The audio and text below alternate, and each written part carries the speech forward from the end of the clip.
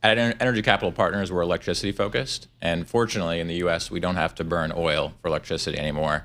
Natural gas, U.S. natural gas, is a huge advantage we have, and that's a big reason why our electricity prices are some of the lowest in the world. What the oil crisis does mean for natural gas is perhaps that more LNG goes out longer term. Right. And some of the export supply that many thought was going to be sort of overbuilt in the next few years is likely going to be fully But utilized. you said in the world, for Energy Capital Partners with your massive global reach, is President Trump basically the president for Malaysia because of hydrocarbon challenges, or Indonesia, or Hungary? It's a huge challenge for those countries, and puts them at, countries that are burning oil for everything, and including electricity, are going to be at a huge competitive disadvantage. I think there's no doubt about that. That's why I'm happy we're focused. We're North America focused, where we don't have that problem in electricity. Andrew, you say in your notes, if done the right way, large load like data centers should lower electricity bills over the long term. What do you mean by that? Because the concern is, I'm paying for it, you're paying for it, and maybe it's not the Googles and the Amazons of the world. Of course, yeah. So there has been a short-term increase in electricity prices that is driven by this, and that was really about excess demand kind of being soaked up by data centers.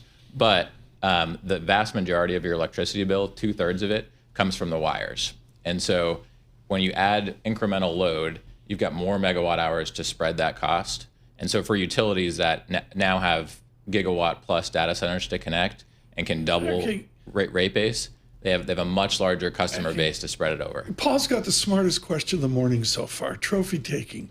Let me add to that. Why doesn't some gajillionaire Silicon Valley idiot in a white t-shirt and whatever, why don't they just say, we're going to build a data center in Cozad, Nebraska, and everybody has free electric bills for 10 years? That's like a rounding error to somebody living in Atherton, California. I think increasingly you're seeing data center announcements come with not exactly that, but direct savings and tangible savings for customers. I think that's going to have to be part of the solution. You want to build a data center, you've got to make promises and commitments to lower prices. Don't put a data center next to Alexis's house.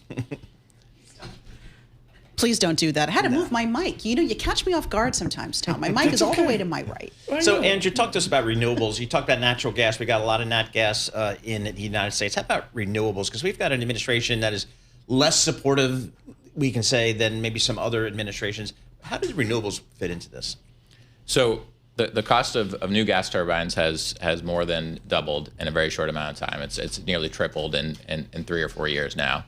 And at that level, solar is the cheapest form of electricity. It's intermittent, so it doesn't run around the clock. It's not dispatchable, so it's not exactly the same product, but it is really affordable today, even with tariffs and kind of the protectionist policy that's raising prices.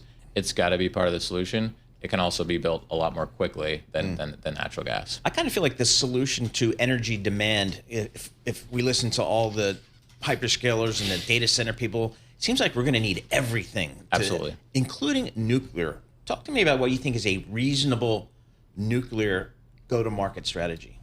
So I mentioned the cost of natural gas, which went from about $1,000 a kilowatt 4 years ago to over $2,500 today. Nuclear is well over $10,000, as best we know, and we really don't know. So it will absolutely be a part of the solution. I think it has to be, but it's quite expensive, right. And there's a lot of risk involved in that.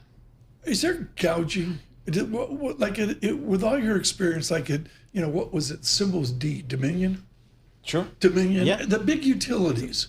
How do they manage the pressures that people face? I mean, forget about Great Britain, where I hear it's terrible. We just did that in the last hour. But do the utilities, do they understand the pressure people are under?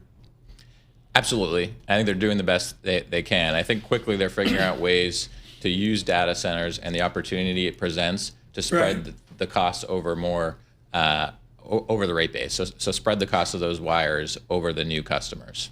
Okay, I got one final question. It's critical. NYU Stern was the first people that got behind me. They're the first people that advertised my act. What was it like your first day at NYU Stern? I was sort of shocked by what I saw. The rigor was Oh, is that what it felt like? Coming from a town of about 5,000 or 6,000 people in Massachusetts, my first day at NYU was a bit of a shock. The diversity of my classmates, the size of the city, it was a shock, but an exciting one.